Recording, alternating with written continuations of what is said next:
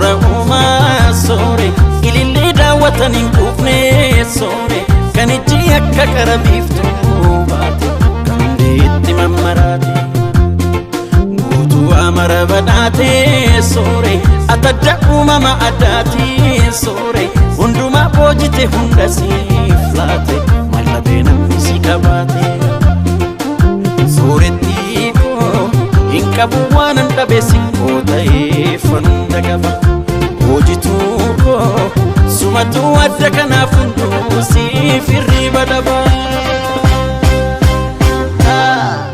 hawwattuu tamtoo beelafnee buuni matan si laalanii toltolchee si tolche barsiifuu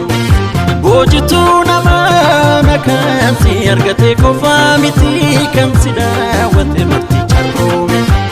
kan siif naquubsuun dhabee jecha jaaluu si namuu ibsuu dadhabee jecha si madaaluu si argatanii sitti baay'atus na dura ijji si ilaaluu akkalee sarrastiyyumaa hundi si kajeeluu si argatanii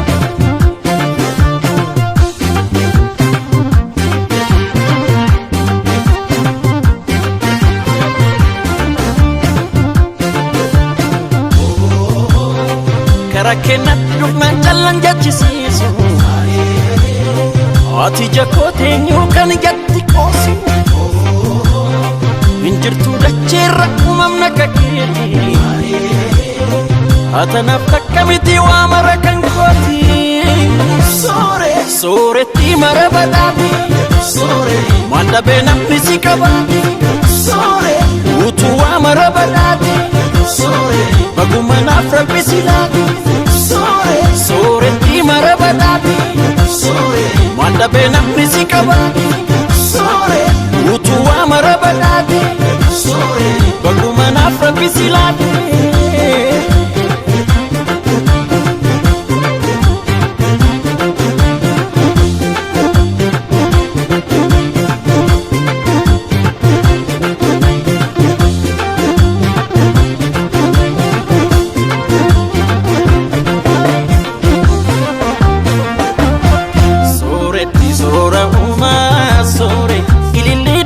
hin quufne soore kan ijji akka qara biiftuu baate kan deetti mammaraate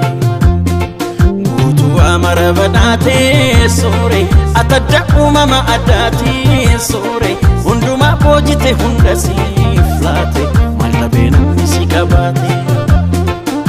sooretti koo hin qabu waan hin dhabe sikkoo ta'ee fanda qaba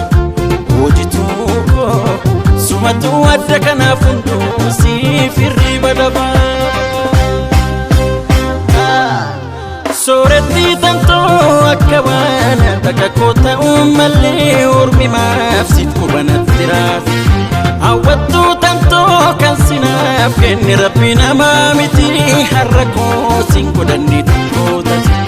kan siif naquubsuun dhabee jecha jaaluu si namuu ibsuu dadhabee jecha si madaaluu si argatanii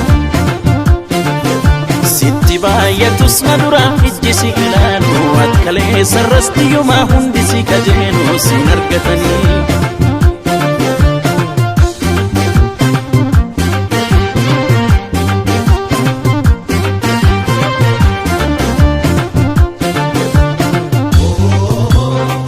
rakkenat dhugmaan callan jechisiisu ati jakkoo teenyuu kan jatti qoosu hin jirtuu dacheerra uumamna kakkeeti atanaaf takka miti waa mara kan gooti sooretti mara badhaati waan dhabee namni si qabaati utuu waa mara badhaati baguma naaf rabbi si laati sooretti mara badhaati waan dhabee namni si qabaati utuu waa mara badhaati baguma naaf rabbi si laati